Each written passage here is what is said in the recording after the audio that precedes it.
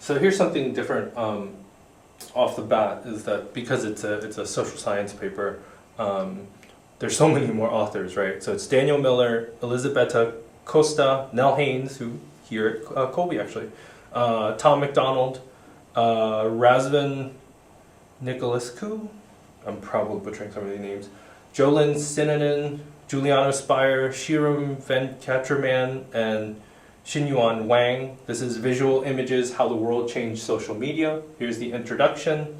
For one, it's like, I think this article kind of really gets us to the kind of open secrets that we all know about social media, but sort of make them more explicit.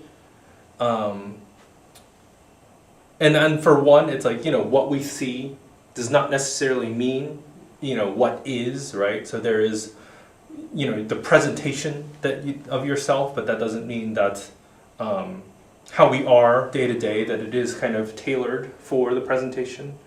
That social media is a very real way that people show how they want to be and how they want to be seen, right? And for a huge part of that to be through commodities, right?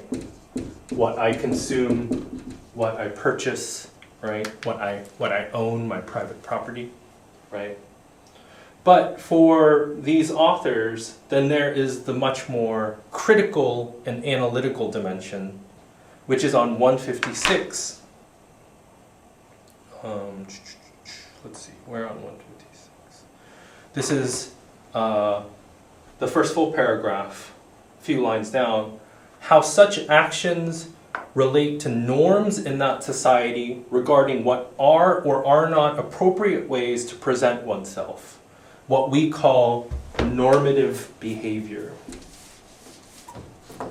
Normative behavior.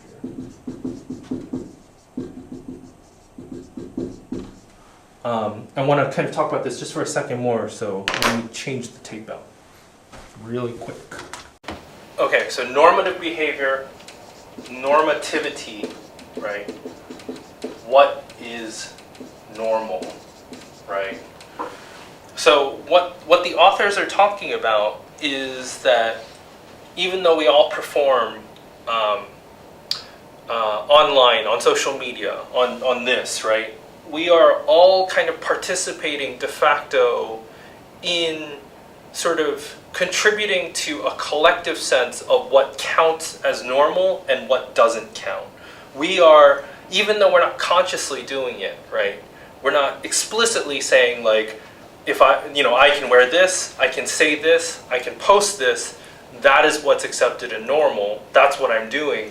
De facto, that is what's happening, right? It's very related to, similar to, again, like these questions of hegemony and choice that doesn't seem like an active choice, but is still a choice, and active and consent and participation in this kind of collective, right? It's also very related to that about like these notions of acting a fool, like why I don't act a fool, because there are real ramifications, but by not stepping outside of what we collectively count as normal, we are all also still kind of enforcing that, right? Does that make sense? Yeah. That's a good sign that I'm asking the camera, does that make sense? Anyways, so in that sense, like, if we think about normal, abnormal, right? We are also kind of in the margins by sort of cordoning off and saying, this is where we can all behave. This is where, if you go outside of this, then you are abnormal or deviant, right? You can see why, there's a problem to this, right? Well, for one, it's interesting, right? Is that, that's the thing, is that none of us want to be deviant, but no one really wants to be normal either, too, right? We know that there's already kind of a critique embedded in this, that we have, right? And yet, what these writers are pointing out is that, we all kind of participate in being normal and being accepted as normal, but then no one actually says they're normal to say, I'm unique, there's no one like me, right? I have unique ideas about what does it mean to be normal, right? That kind of thing. But there are very real kind of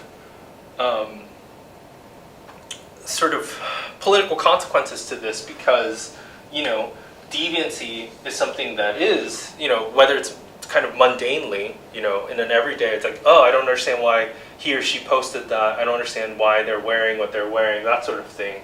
But in a historical sense, this is precisely how marginalization works, is to deem something abnormal, right? Especially if you think in terms of sexuality, right? Whether, it's Foucault or Butler, historically it's precisely by saying like, well, those people are behaving in an abnormal way, that makes them deviant and even oftentimes criminal. So this is something that we should be thinking about much more explicitly in these ideas of like the proper sort of behavior on social media, right? Okay.